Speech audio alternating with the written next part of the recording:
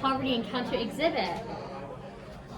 When you walk in, this is the kitchen, and this represents how they usually eat most of the time. Usually it's not boxes, they have stone and bricks to build up their tables, and they pick up spare kitchen items from trash dumps and they use them. They put together bricks and wood to cook their food, and they usually sit on a bucket. And over there is the bedroom. So this is the bedroom. Young children will often sleep in suitcases since they don't have beds. So this is an old suitcase where they're sleeping in. A lot of the toys that they use are run-down, broken toys that they find in the dumpster. And to construct their kind of sleeping area, they have some pallets that they stacked up, and then they put cardboard and other fabrics over as sort of a shelter. And for the lighting, they usually have to use sunlight for the most part, but sometimes they will have small lanterns or fires that they can also use. Okay, so for traveling, most of the time they'll have to be walking barefoot in all the dirt and all the mud and all the trash that's around, or in broken, worn down old shoes with like holes in them, with all like dirt in them.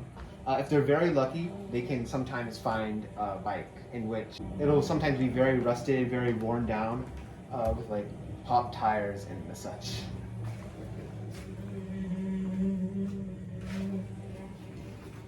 So for bathroom, for us, we have toilets, we have sink with running water. We just need to flip a switch and then there you go, we have clean water to brush our teeth. But for them, they have to use old toothbrushes. They have to get every single last drop of like a toothpaste. They have to use very dirty water to wash themselves, to brush their teeth, and in general. And also for the restroom, they don't have toilets, obviously. So they're gonna have to, go use the restroom in a bucket. And they won't really exactly have privacy. Like they don't have the ability to close the door around them. So sometimes they'll just have to go in front of everyone.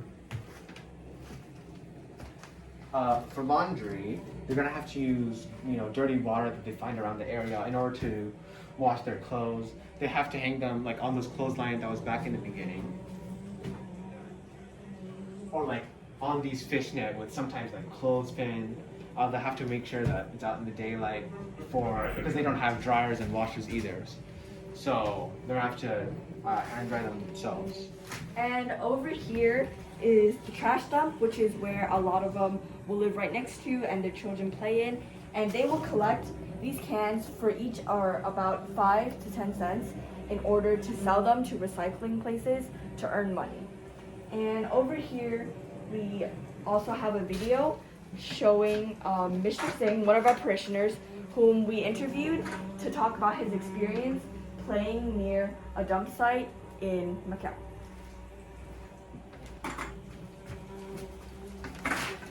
To mimic the unfortunate situation of those living in garbage dump.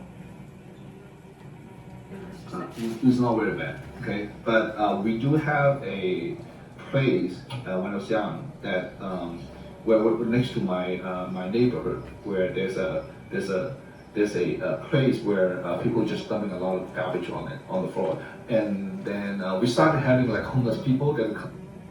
And additionally, we have also the sound of flies to kind of imitate how the environment would be like in these garbage dump communities. Unfortunately, we were also not able to mimic the smell, but the smell is oftentimes unbearable. From this, all we ask is that you keep these homeless people in your prayers. Thank you. And we hope you learned something new about this experience. Thank you very much.